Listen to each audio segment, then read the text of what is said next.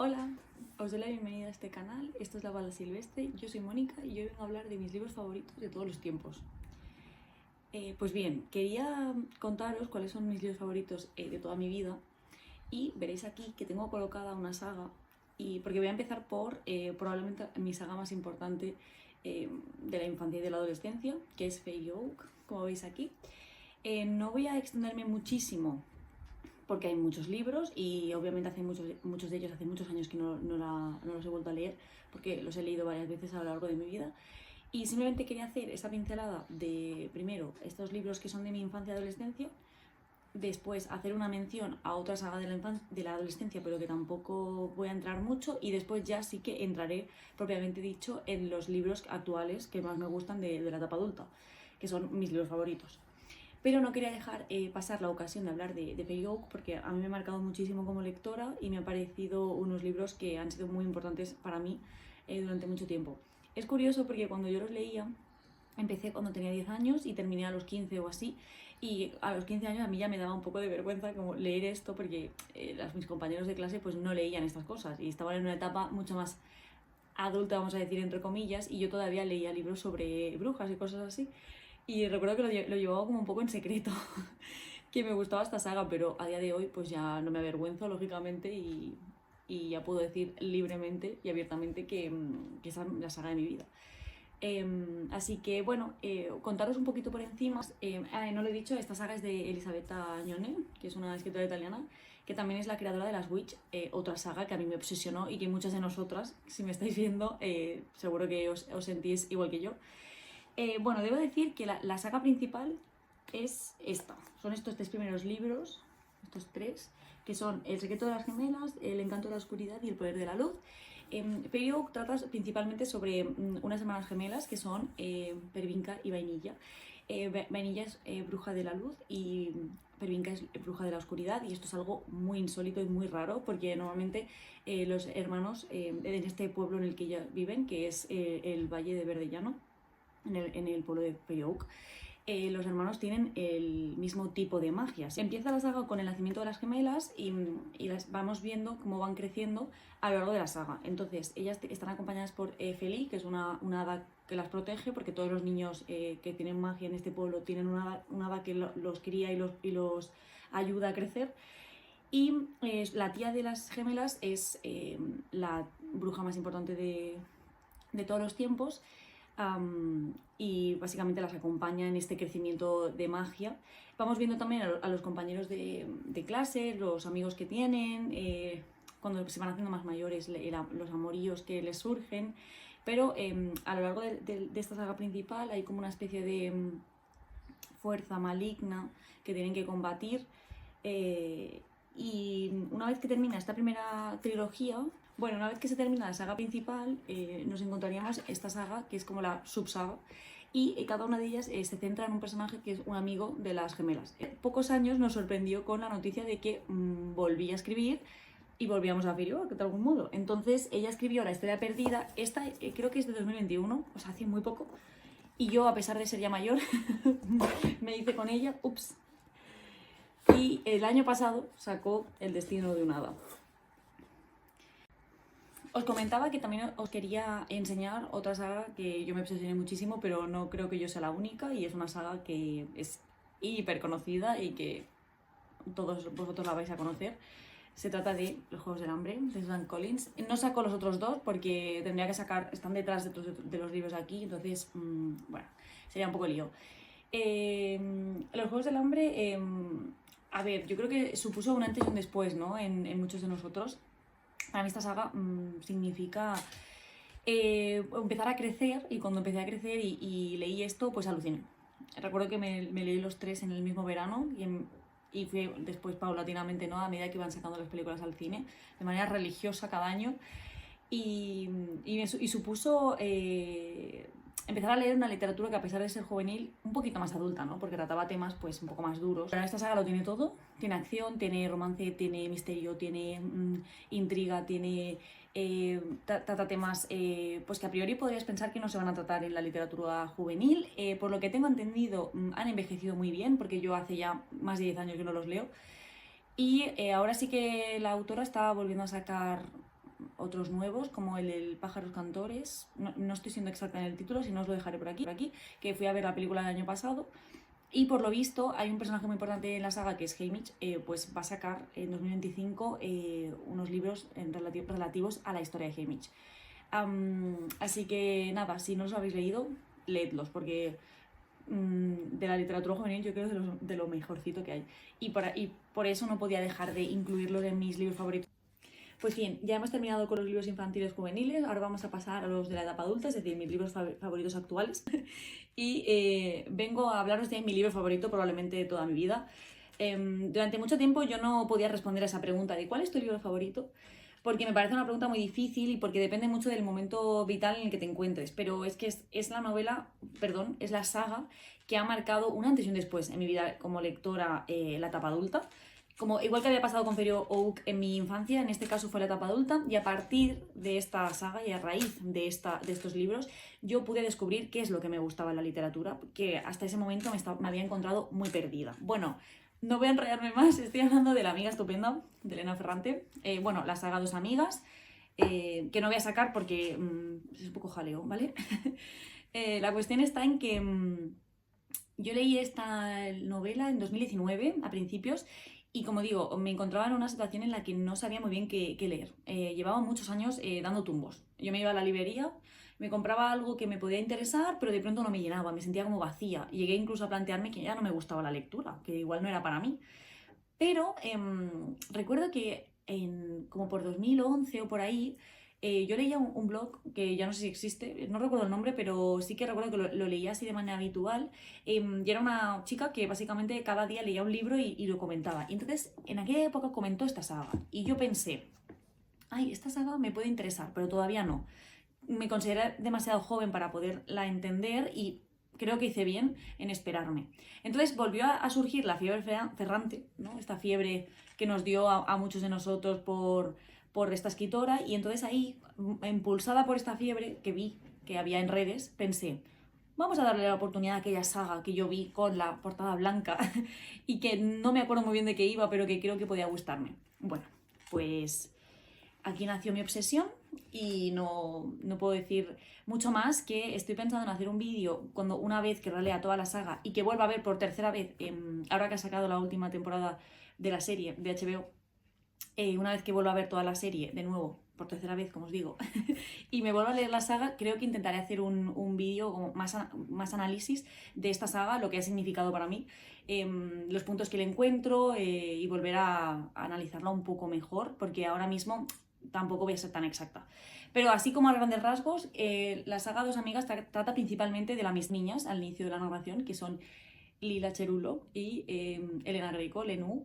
Y básicamente ellas dos son dos amigas que viven en un barrio empobrecido en Nápoles, en los años 40-50 al inicio, y empezamos a ser testigos de esa amistad-enemistad que las acompañará el resto de su vida.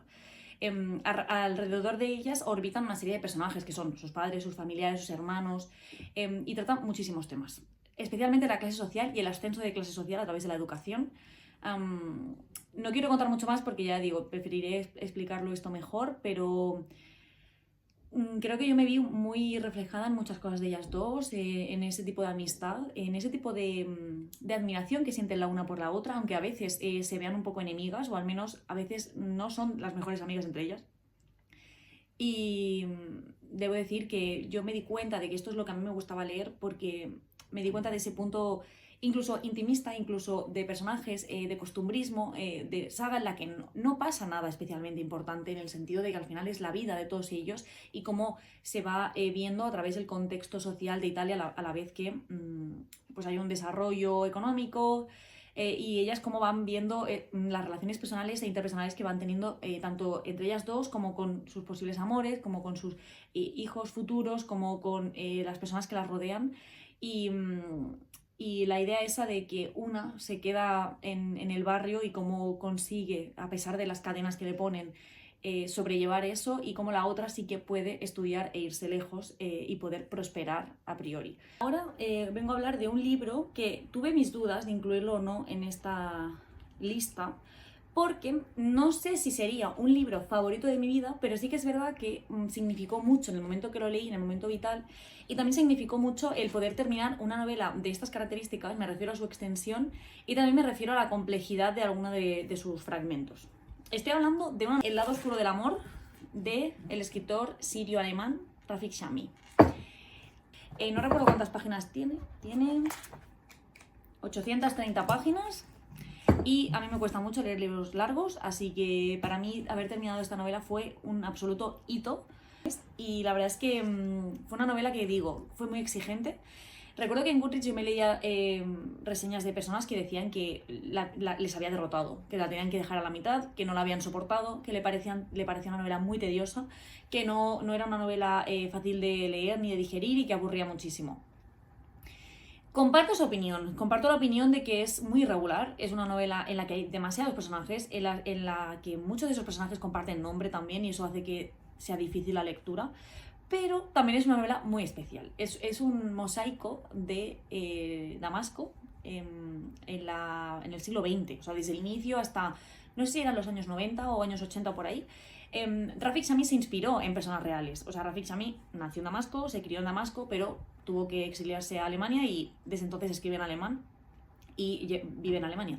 Entonces, Rafik Chami lo que hace en esta novela es crear ese mosaico de personajes y crear una Damasco muy viva.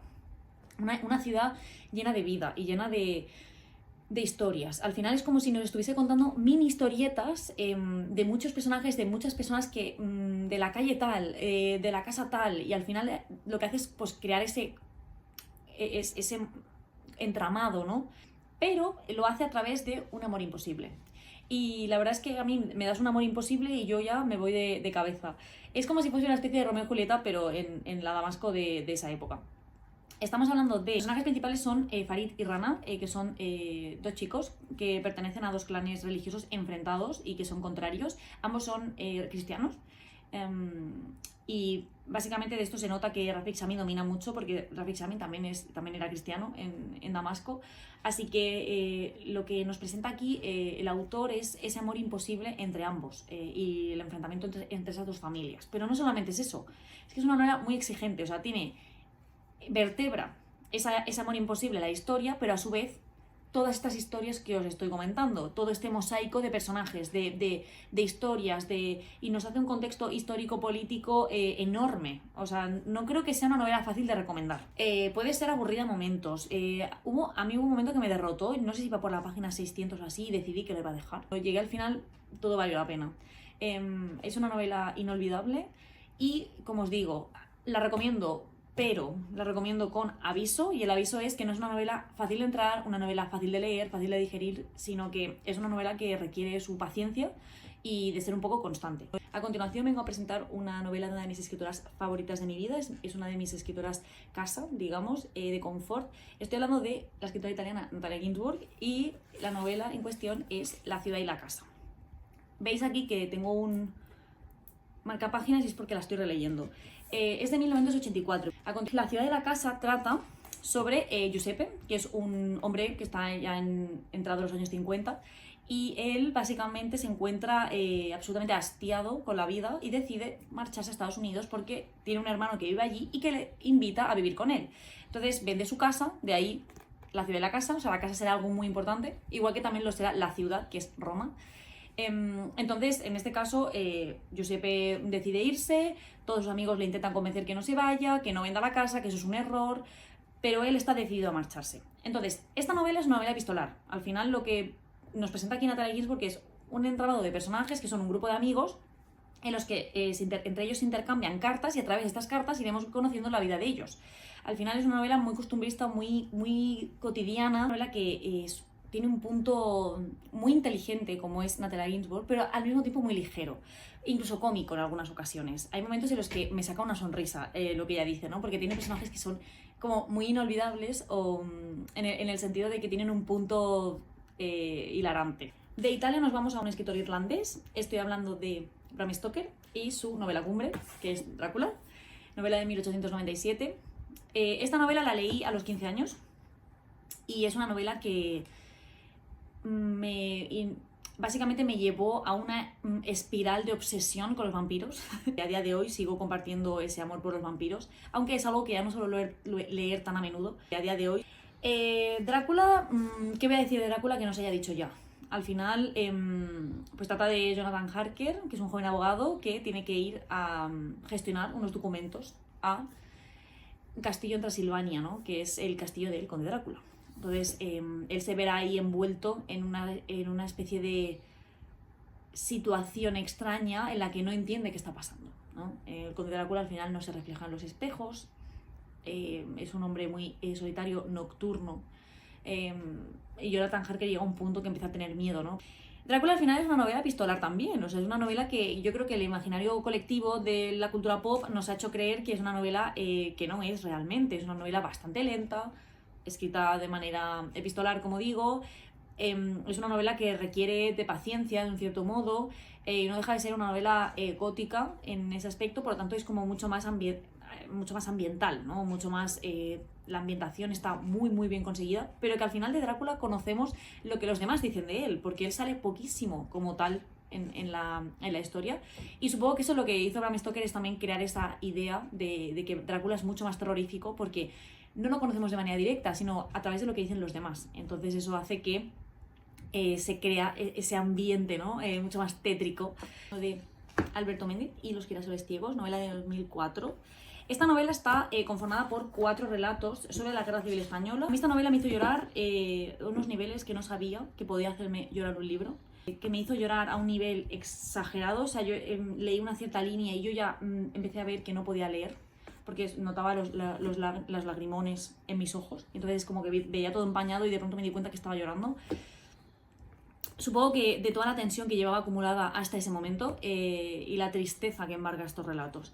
Al final son relatos pues, que están embargados de injusticia, de tristeza, de dolor, de miseria, de hambre, de pobreza, y ya de pensar en esta novela me emociono, así que bueno, simplemente decir que no os la perdáis, o sea que es maravillosa, que yo recuerdo que años atrás había visto el típico póster de la película, que creo que simplemente está conformado por el último relato, si no recuerdo mal, y a mí como que nunca me había llamado la atención esta novela por eso, porque la asociaba a esa película y no la he visto, pero en ese momento como que, no sé, puede ser que yo tuviese algún prejuicio o algo. Pero cuando decidí leerla, no sé, me marcó a fuego para el resto de mi vida. O sea, yo no sé si seré capaz de volver a leer, de la tristeza que me embargó mientras la leía y de la sensación de impotencia, pero es una novela que hay que leer. Bueno, es una historia que hay que leer, porque ya digo, son varios relatos. Inolvidable. Ahora vengo a hablar de una novela de 1932 del escritor escocés Lewis Grassic Gibbon, y estoy hablando de Canción del Ocaso. Esta novela creo que cuando se publicó en España por Todalibros se convirtió en la novela favorita, o una de las novelas favoritas de mucha gente, y también fue en mi caso. Si bien es cierto que la trama no la recuerdo con tanta nitidez, porque creo que ya hace como casi 3 años que la leí, sí que es cierto que lo que se me queda de ella es como una sensación de luminosidad, como mucha luz, y como si me encontrase en un páramo con una luz dorada en otoño. No sé, me queda esa sensación y de calidez, ¿no? Creo que hay libros que te dejan más sensaciones que no a lo mejor recuerdo de lo que sucede, y esta novela es una de ellas. Trata de Chris, que es una joven que vive en Kinrady, que es un pueblo escocés, vive en Kinrady, y una joven que tendrá que anteponerse a las adversidades rurales, ambientales, de trabajar en una granja, de esas dificultades que implica ese trabajo en dicho lugar, y también pues de las relaciones personales que entablará con otras personas cuando encuentre la muerte, la pérdida, el amor, cuando llegue la Primera Guerra Mundial. Y como digo, es una novela luminosa, una novela que a pesar de que hay momentos muy duros y hay momentos en los que Chris tiene que saber sobrellevar esa adversidad, a mí me dejó una sensación de calidez en el corazón. Es preciosa. Ahora vamos a pasar a un libro que en mi book talk de Por amor a los clásicos dije que iba a ser un clásico en el futuro. Estoy hablando de Nuestra parte de noche, de la escritora argentina Mariana Enríquez, novela de 2019 y Premio Herralde de novela. Es una novela que está enmarcada en el género del terror, Y yo soy una persona absolutamente miedica, todo me da miedo, soy incapaz de ver una película de miedo y aún así fui capaz de leer esta novela, por lo tanto que no os imponga el hecho de que pertenezca al terror, porque se soporta perfectamente. Se ha convertido en una de mis novelas favoritas. Es la novela favorita de 2023, en mi caso, y desbancó a muchísimas otras novelas que había leído aquel año porque me dejó patidifusa. Es que me dejó, no había leído nada igual. Es una novela en la que tengo miedo de contar un poco la trama por no estropear nada, porque no quiero que vayáis, si no la habéis leído, sin saber de qué va, porque yo creo que eso es lo más importante y sobre todo lo que va a hacer que os quedéis mucho más sorprendidos de lo que realmente podáis ir si yo os cuento exactamente de qué va. Entonces, al final simplemente decir que trata sobre Juan y Gaspar, que son un padre y un hijo, que tienen que atravesar Argentina, o sea, desde Buenos Aires hasta las Cataratas de Iguazú, porque tienen que ir a la casa familiar de la madre de Gaspar, Rosario, que ha muerto en extrañas circunstancias recientemente. Aquí en esta novela encontraremos una secta, encontraremos unos rituales, encontraremos sucesos paranormales o sobrenaturales, y está dividida en varias partes. Es verdad que es irregular, es verdad que en mi opinión el final podría haberse alargado un poquito más, creo que Mariana Enríquez podría habernos explicado un poco más, creo que no lo acabo de exprimir, me dio la sensación de inmediatez y rapidez. Y eso es lo único que le reprocho a la novela, pero más allá de eso, a mí no me importa que tarde 100 páginas en entrar en materia, no me molestó para nada, me mantuvo en vilo y enganchada en todo momento. Y sí que es verdad que las partes en las que está conformada, la primera es muy larga, la segunda es muy corta y eso hace que también haya esa sensación de irregularidad. Aprendí muchísimo sobre la historia de Argentina, sobre los desaparecidos, que es un tema que también se trata aquí. La crítica que hace Mariana Enríquez respecto a ello. A pesar de que a priori sea una novela de terror y trate temas sobrenaturales, como digo, también hay una parte política muy importante y que nos presenta. Y la verdad es que son personajes inolvidables. Como dije en aquel vídeo, no puedo parar de pensar en esta novela. A veces estoy parada y pienso en los personajes, pienso en qué fue de alguno de ellos. Y es una novela maravillosa, maravillosa, tétrica, oscura, pero es genial. Y aunque debo decir que metería muchísimas más novelas, porque hay muchísimas que me encantan, voy a cortar ya, solo voy a explicar los 2 poemarios que quedan y la obra de teatro, y ya está, porque si no va a ser un vídeo eterno. Si en un futuro considero que tengo que actualizarlo o hacer una segunda parte, pues lo haré. Pues ahora vengo a hablar de un poemario, es un poemario en catalán, creo que desgraciadamente no está traducido al castellano, ojalá alguna editorial lo tradujese.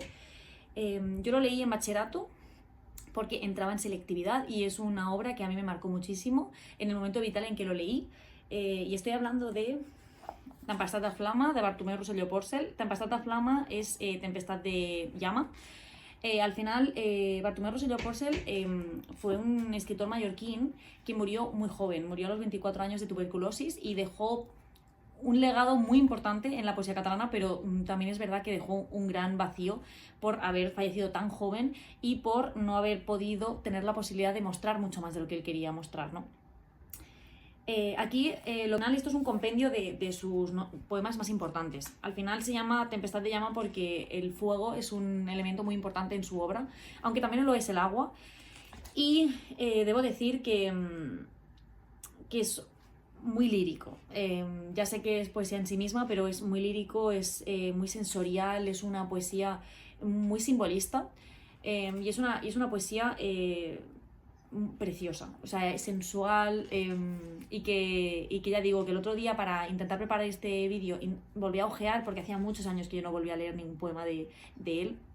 Bueno, sí que es verdad que hace un par de años volví a leer Sóller, cuando fui a Sóller en Mallorca, porque me recordó a él, pero sí que es verdad que no sé hasta qué punto yo pude apreciar esto a los 18 años, pero sí que recuerdo que me marcó mucho y que desde entonces no he podido olvidarme de este poeta.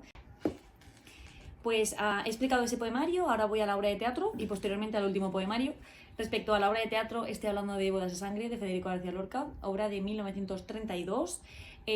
García Lorca es uno de mis autores favoritos, como muchos de nosotros. Es un autor muy importante para mí, aunque sí que es verdad que no no lo leo tan a menudo porque me voy dosificando. Por ahí tengo todo su teatro y voy intentando leerlo poco a poco porque no quiero haberlo leído todo ya. Bodas de sangre se basa en unos hechos ocurridos en 1928 en un pueblo de Almería. Al final Federico lo que hizo fue quedarse como muy impresionado, ¿no? Respecto a estos hechos, y eso le inspiró a crear esta obra de teatro. Esta obra de teatro trata sobre una novia que básicamente se tiene que casar con un hombre al que no ama, sino que ella ama a otro hombre, y la tragedia que envuelve toda esa boda.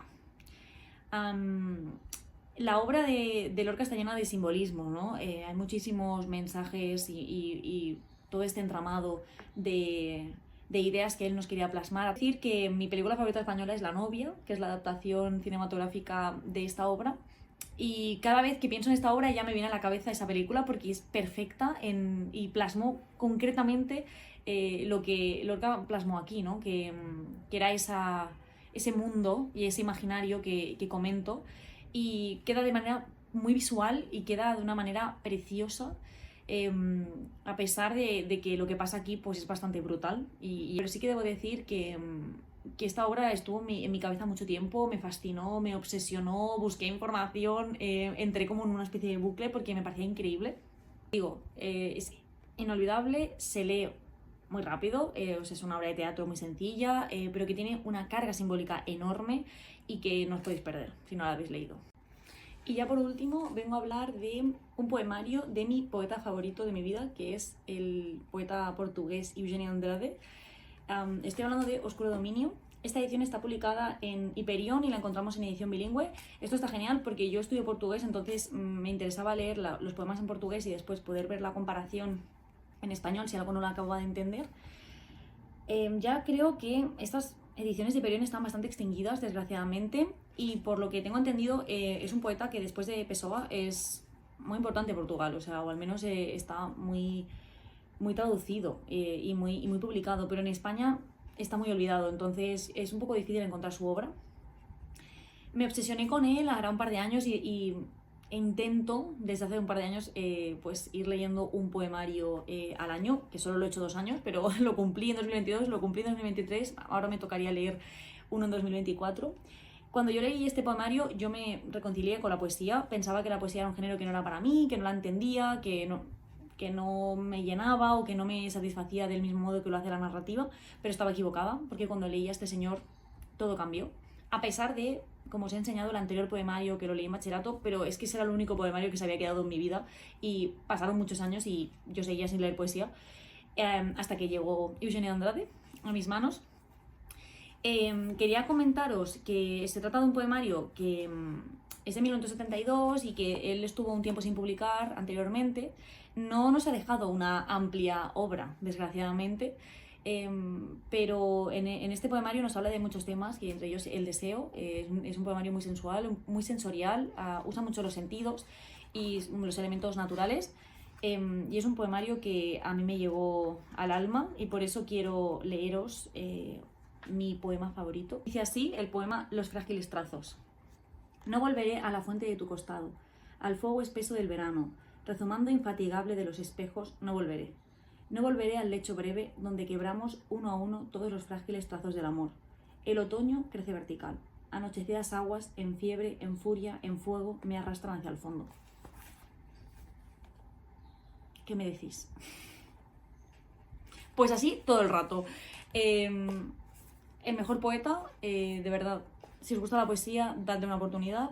Es maravilloso. No sé si os puede costar un poco encontrar su obra, pero bueno, yo creo que si hacéis un poco de búsqueda todavía podéis encontrar. No sé si en la web de Hyperion al menos estará disponible, porque al final creo que es como el más conocido. Y nada, hasta aquí el vídeo de hoy. Espero que no se haga eterno. He estado hablando muchísimo tiempo, a ver cuando lo monte cómo quedará. Espero que no sea un desastre y no sea demasiado caótico. Y espero que también se haya escuchado bien, ya que no he usado micro. Espero que os haya gustado, que os hayan interesado estos libros. Si me podéis contar cuál es vuestro libro favorito, pues me interesaba mucho, porque me encanta saber cuáles son los libros favoritos de la gente. También quería deciros, que siempre se me olvida decirlo, que si os ha gustado el vídeo que le deis like, que os suscribáis al canal y que activéis la campanita para que os llegue la notificación de los vídeos que voy a ir subiendo. Muchas gracias por verme, muchas gracias por el apoyo, los comentarios y nos vemos pronto. ¡Chao!